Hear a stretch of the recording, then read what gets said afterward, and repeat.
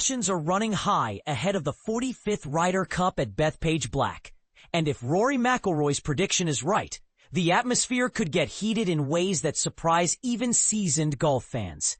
But here's where it gets controversial. Not everyone agrees with him. With just 3 days to go before the first tee shot, chatter has been building about how New York's famously intense sports crowd might behave. McIlroy, Europe's star player, isn't sugarcoating his expectations. Speaking to The Guardian's Ewan Murray, he said he's convinced that something is going to happen during the week.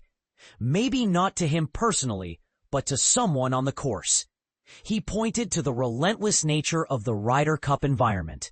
5 or 6 days of competition, 8 hours a day, with fans constantly in your ear. In his view, it's only a matter of time before the pressure gets to a player or even the entire team. His plan? Keep the squad united, watch each other's backs, and shield one another from whatever comes.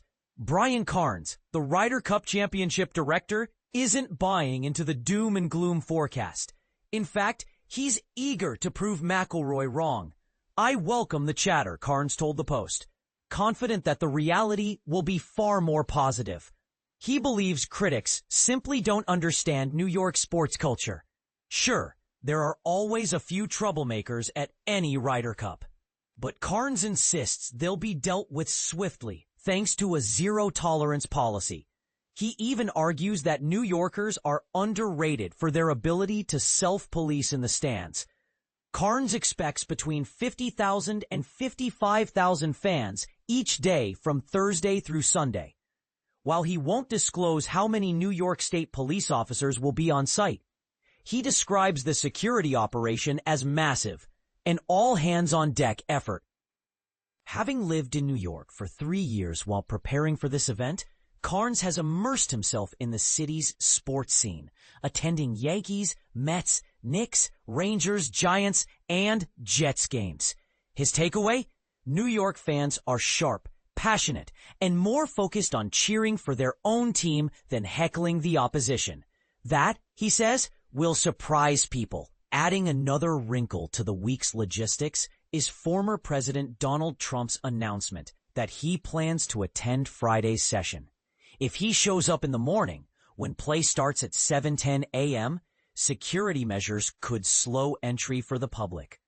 A similar situation occurred at last month's U.S. Open tennis final, where his arrival delayed the match due to crowd bottlenecks.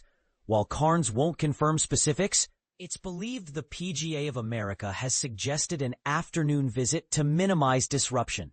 According to Karns, Trump himself wants to avoid detracting from the event. U.S. Captain Keegan Bradley is thrilled at the prospect of Trump's attendance, calling it an incredible show of support. European Captain Luke Donald sees it as a sign of respect, noting that Trump knows many of the players personally. World number 1 Scottie Scheffler even revealed that Trump occasionally calls or texts him after victories, describing the former president as someone who boosts confidence in those around him. So here's the big question. Will McIlroy's prediction of crowd trouble come true? Or will Karns' faith in New York fans be vindicated? And how might Trump's presence change the dynamic? What do you think? Will this Ryder Cup be remembered for its golf or for the drama off the course?